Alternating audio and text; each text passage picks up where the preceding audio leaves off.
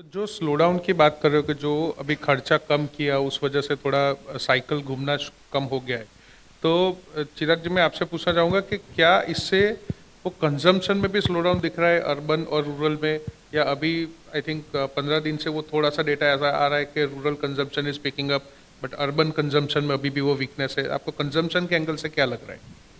So basically ये जो चिंता है ना, ये सितंबर क्वार्टर के बाद जो रिजल्ट आए तब से शुरू हुई कि स्लो डाउन हो रहा है इकोनॉमी में। फिर है ना जीडीपी का नंबर आया, देखो ये भी स्लो आया। वो दो ही डेटा एक ही डेटा दो बार बोल रहे थे। तो जीडीपी स्लो हुई तो कंजम्पशन स्लो होगा। तो आप देखो लास्ट टाइम जब जीडीपी स्लो कब हुई थी भारत देश में? कोविड में। अगर तब किसी इकोनॉमिस्ट को पूछा होता तो वो क्या बोलता है, यार ये तो खत्म हो जाएगा। मगर तब क्या करना सही था? मार्केट में पैसा डालना। तब जीडीपी नेगेटिव गई थी। उसका मतलब क्या है कि ये टेम्पररी चीज़ है। तब रीज़न था कि कोविड था और जीडीपी नेगेटिव गई थी और मार्केट भी नीचे गया था। अभी बोले स्लो डाउन है बिकॉज ऑफ XYZ रीज़न। तो दो तीन टेक्निकल फैक्टर ये है कि जो मानसून सीज़न है ना, अपने यहाँ समझ लीजिए अगस्त में ख़त्म हो जाती है, सितंबर से डिमांड पिक होनी शुरू होती है। वो मानसून अक्टूबर एंड तक चली। गरबा में भी हम लोगों ने बारिश देखा था। ठीक है। दूसरा, अपना टोटल जीडीपी का इक्वेशन में 58% कंजम्पशन है, 10% गवर्नमेंट स्पेंडिंग है और बाकी के जो दो पैरामीटर है वो बाकी में रेसिडुअल में आते हैं। तो 70% तो यही हो जाता है। तो इलेक्शन वाले साल में because of election government spending भी स्लो हो गया। तो 70% due to weather and due to government spending slow हुआ। तो अब किसी इकोनॉमिस्ट को पूछोगे ना तो वो क्या करेगा, उसका रिग्रेशन करेगा कि भाई ये तो और अभी तो नीचे खड्डे में ही चला जाएगा। मगर ऐसा नहीं होता।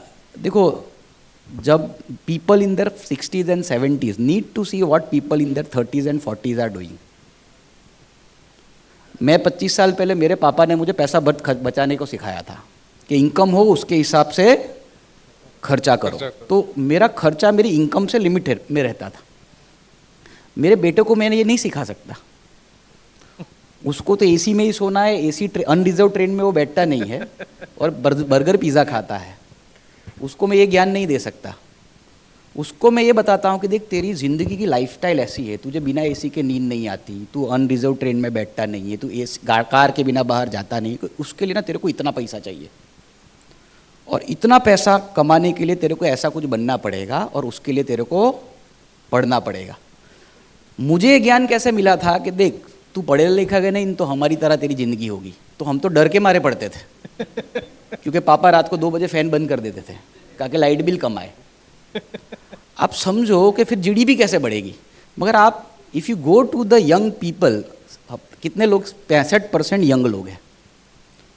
ये लोग बचाने वाले नहीं है। इनका एस्पिरेशन डिसाइड करता है इनकी इनकम कितनी होनी चाहिए और सबके एस्पिरेशन बड़े हैं। अगर आपको चावल खाना है ना तो आपको कोई महंगाई नहीं है, कोई जीडीपी भी नहीं बढ़ती उससे। मगर आपको बिरयानी खानी है ना तो जीडीपी बढ़ती है। ठीक है। सो अब सबसे बड़ा कंजम्पशन जो दुनिया में है ना वो हिंदुस्तान है। आप देखो हमारे दोस्त कितने बढ़ गए। अमेरिका हमारा दोस्त है, रशिया भी हमारा दोस्त है, दो दुश्मन भी हमारे दोस्त है।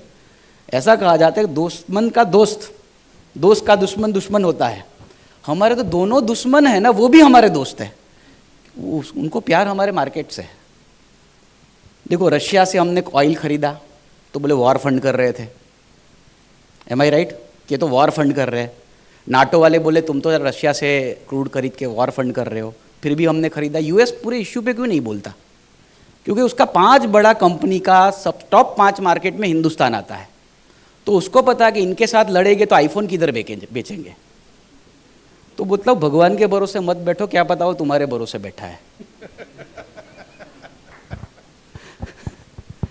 ट्रू।